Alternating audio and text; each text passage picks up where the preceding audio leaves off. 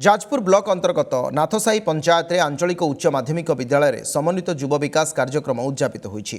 महाविद्यालय अध्यक्ष अशोक दास अध्यक्षतार अनुष्ठित कार्यक्रम में मुख्य अतिथि भाव में जाजपुर विधायकों प्रतिनिधि कर्णाटकेश्वरी दास जोगदे कार्यक्रम को उद्घाटन करते।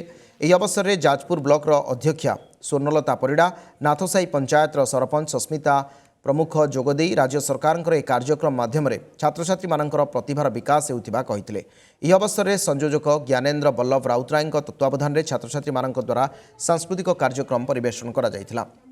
यह सहित उद्यापनी उत्सव में पूर्व अनुष्ठित होता विभिन्न प्रतियोगितार कृति प्रतियोगी मानकु पुरस्कृत करा जायथिला।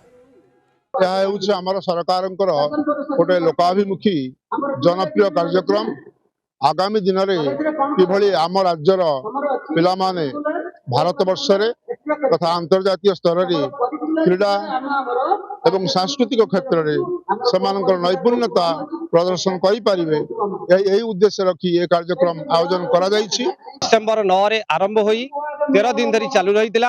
प्रथम कार्यक्रम आम सांस्कृतिक कार्यक्रम करूँ। ये सांस्कृतिक कार्यक्रम माध्यम आम पिला नाच प्रतियोगिता, गीत संगीत प्रतियोगिता, झोटी प्रतियोगिता एवं मेहंदी, रंगोली, डिबेट, एसे विभिन्न प्रकार कार्यक्रम करूँ। सामाजिक कार्यक्रम माध्यम आम दुईटी रोड शो करूँ।